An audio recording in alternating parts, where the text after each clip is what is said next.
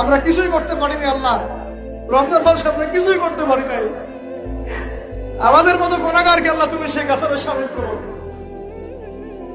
পুরো রমজানে আমরা আমাদের গাজার ভাইদের জন্য কিছুই করতে পারি নাই, একটা টাকা সাদাকা পাঠাতে পারি নাই, ওদেরকে এক বেলার খাবার দিতে পারি নাই। রমজানে আমরা কোরআনের হক আদায় করতে পারি নাই, খাস করে তওবা করতে পারি নাই, তাহাজ্জুদ ভালো করে পড়তে পারি নাই, তারাবি ঠিক মতো করতে পারি নাই। রোজা রেখেছি কতটা রোজা রাখার মতো, আল্লাহ যেভাবে তোমার নবী সাহাবীরা আমল করেছিলেন এরকম আমল আমরা করতে পারি নাই।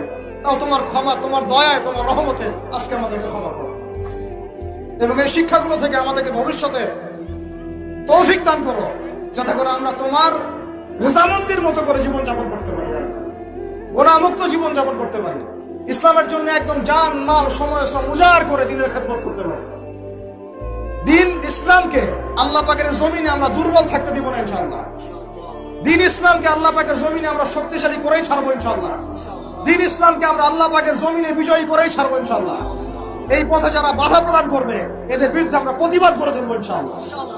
আল্লাহ রাব্বুল আলামিন আমাদের সবার দিনের মধ্যে দিন ইসলামের প্রতি খাস মহব্বত দান করেন, কোরআনের মহব্বত ঢেলে দেন, ঈমানের মহব্বত ঢেলে দেন, সুন্নতের মহব্বত ঢেলে দেন এবং সাহাবীওয়ালা জিন্দেগি আমাদেরকে যাপন করার তৌফিক দান করেন। আল্লাহ রাব্বুল আলামিন আজকের এই খুশির দিনে, গুনাহ মাফের দিনে আল্লাহ পাক আমাদের সবাইকে ক্ষমা করে দেন এবং যে ভুল ত্রুটিগুলো আমাদের দ্বারা হয়েছে আল্লাহ পাকের সমস্ত ভুল ত্রুটিগুলো মাফ করে দেন এবং আগামীতে যেন এমন ভুল ত্রুটি না হয়, রমাদানের শিক্ষাগুলোকে নিয়ে পুরো বছর আমাদেরকে জীবনযাপন করার তৌফিক দান করে দেন।